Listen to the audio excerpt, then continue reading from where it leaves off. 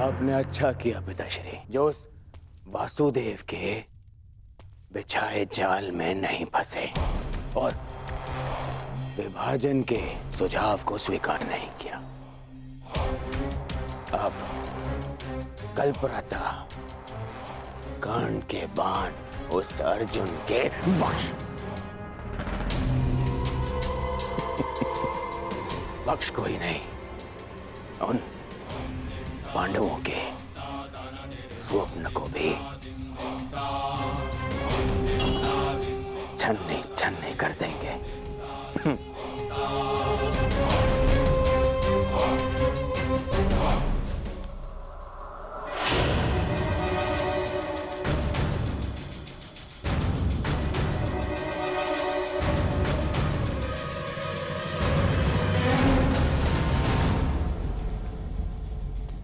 क्या विचार कर रहे हो?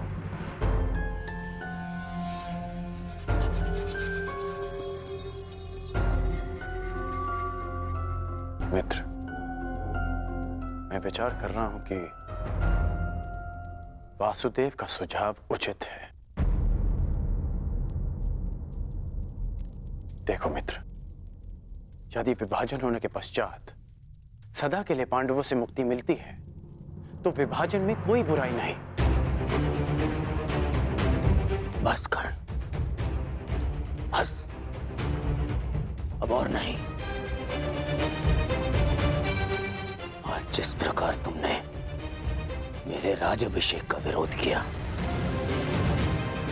उसे भूला नहीं हूं मैं।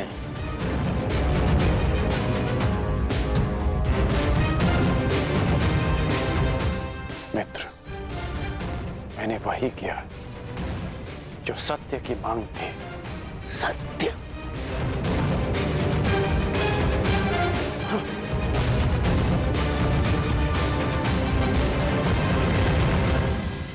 मैं तुम्हें सम्राट बनते देखना चाहता हूं मित्र, परंतु अनीति से नहीं। महाराज, आप ही बताइए, क्या विभाजन अनुचित है? कर्ण यथार्थ कह रहा है पुत्र। पांडवों को आधा राज्य देकर तुम्हारे सम्राट बनने का मार्ग कंटक विहीन हो जाएगा। अद्भुत महाराज, अद्भुत। उस छलिए वासुदेव के कुचक्र के चक्र में आप भी आप भी फंस गए। मैंने कहा था ना, मेरे होने वाले सम्राट महाराज के साथ साथ महायोद्धा कर्ण भी राजनीति के खेल में कच्चे खिलाड़ी हैं। आपका तात्पर्य क्या है गांधार राज? मेरा नहीं, अंगराज, कृष्ण का तात्पर्य समझो। वो दुर्योधन के मार्ग से कांटे हटा नहीं रहा ना, बल्कि कांटे बिछा रहा है। कृष्ण यदि विभाजन का प्रस्ताव लेकर आया है तो इसके पीछे अवश्य कोई गहरा भेद, कोई बड़ी योजना होगी उसके मन में। विभाजन की मांग तो आपने कर दी वासुदेव,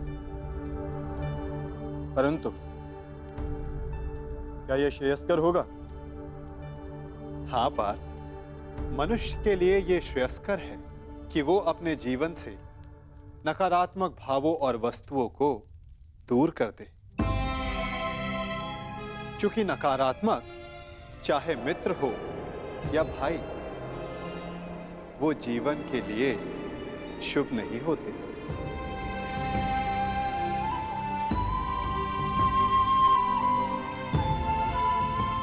जो लोग हमसे ईर्ष्या करें, हमें आगे बढ़ने से रोके, उन्हें अपने जीवन से दूर कर देना ही श्रेयस्कर है।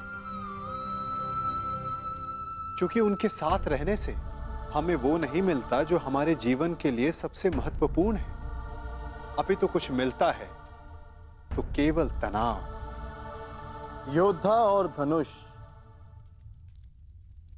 दोनों के लिए तनाव श्रेष्ठ है ना वासुदेव? तनाव रहित योद्धा विजय प्राप्त नहीं कर सकता और तनाव रहित प्रत्यंचा बाण संधान नहीं कर सकती।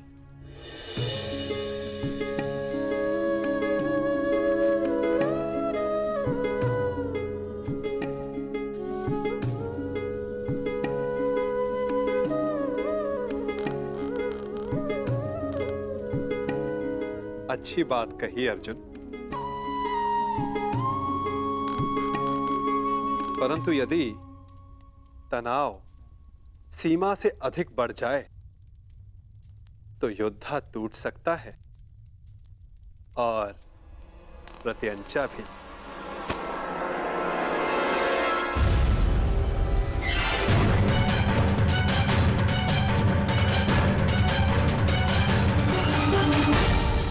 तुम युद्ध के नहीं, जीवन के योद्धा हो अर्जुन। तुम्हें इतिहास बदलना है, इसीलिए तुम्हारा तनाव और नकारात्मक भावों से दूर रहना श्रेष्ठ रहेगा। संघर्ष तभी करना चाहिए जब उसकी आवश्यकता हो। यदि हर पक्ष पर संघर्ष करते रहोगे तो लक्ष्य तक कैसे पहुंचोगे? इसीलिए जैसा मैं कहता हूं वैसा ही करो पार्थ। और मेरा मानना है कि कृष्ण का सुझाव हमारे हित में नहीं, ना, शत्रु के बीज का समूल नाश आवश्यक है। समूल। कृष्ण की छाव में वो पांडव वट वृक्ष के बीज सिद्ध होंगे जिन्हें रोपने के लिए तनिक भी स्थान दिया गया तो वो जड़ें जमा कर बैठ जाएंगे।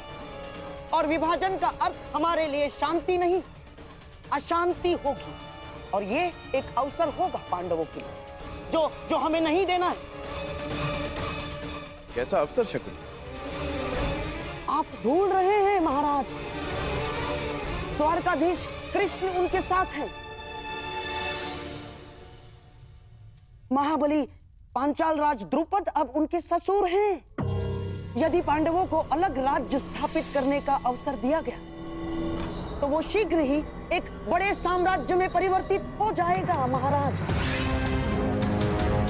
इतना बड़ा साम्राज्य कि हस्तिनापुर का अस्तित्व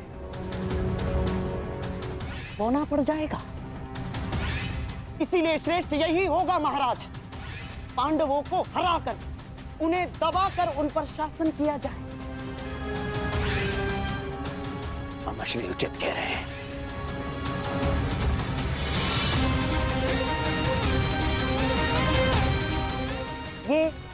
ये संभव है महाराज,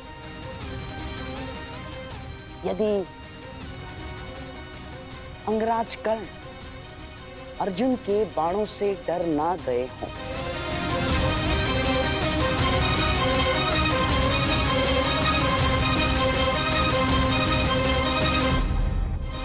आप भूल रहे हैं गांधार राज कि युद्ध करके अपने मित्र को सम्राट बनाने के पक्ष में मैं सदा से हूं। वो मैं ही था जिसने युद्ध करके सम्राट के निर्धारण का सुझाव दिया था।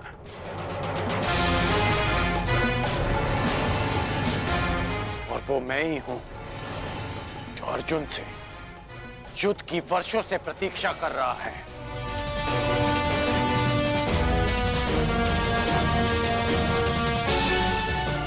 मैंने केवल अपने मित्र को एक विकल्प दिया, और यदि उसने युद्ध का विकल्प चुना है तो युद्ध होगा।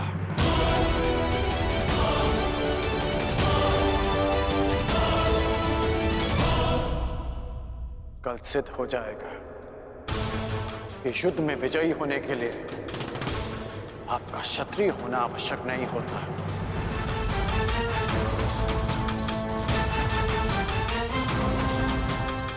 और कल ये भी सिद्ध होगा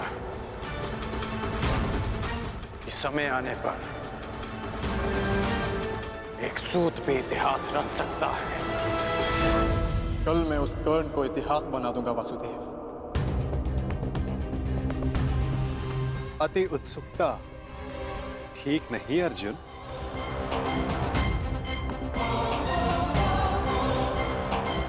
मत भूलो कि तुम्हें चुनौती किसने दी है।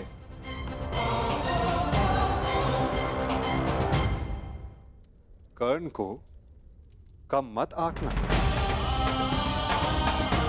मत भूलो कि वो उस परशुराम का शिष्य है जो तुम्हारे गुरु के भी गुरु।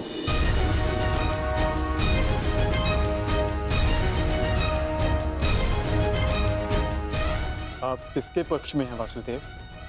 मैं तो सदा धर्म के पक्ष में हूं पार्थ, सत्य के पक्ष में हूं। फिर चाहे सत्य छिपा हुआ क्यों ना हो।